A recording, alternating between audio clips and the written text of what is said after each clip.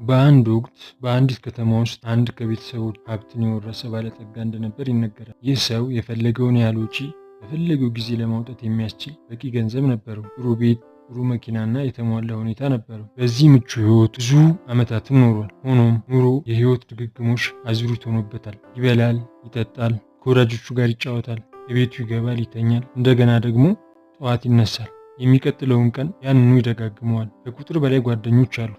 ሰውየው ይህ የኑሮ ውደት ሰለቸውና ወደ ግራ መጋባት መጣ። የስሜት ቀውሱ ሲበዛበት አንድ ቀን ራሴን አጠፋለሁ ብሎ ተነሳ። ራሱን በምን መልኩ ሊያጠፋ እንደሚችል ሲያስብ በአካባቢው ያለ አንድ ትልቅ ድልድይ እንዳለ ትዝ አለው። ወደዚህ ድልድይ ሄዶ ራሱን በመጣል ራሱን ሊያጠፋ መንገድ ጀመረ። የሚያስፈራ ከፍታ ባለው በዚህ ድልድይ ጫፍ ላይ ቆሞ ራሱን ሊጥል ሲዘጋጅ በድንገት አንድ ድምፅ ሀሳቡን ሰረቀው። የሚያሳዝን የህፃን ልጅ ድምፅ ነው። ዘወር ብሎ ሲመለከት አንድ ህፃን ተመለከተ። ይህ ህፃን ርቦት በጣም ከስቷል። እዚያ ድልድይ ጋር ማን ትቶት እንደሄደ አይታወቅም። ይህ ራሱን ሊያጠፋ የነበረው ሰው ይህን ህፃን ጠጋ ብሎ ሲያየው ከረሃቡ የተነሳ ነገር ጣቱን ተመለከተና በጣም አዘነለት። በልቡም እንዲህ ሲል አሰበ፣ ይህን የከሳ ህፃን አንድ ቀን እንኳን አብልቼው ልሙት። ስለዚህም ራሱን የማጥፋት ቀጠሮውን ለበኋላ አስተላለፈው።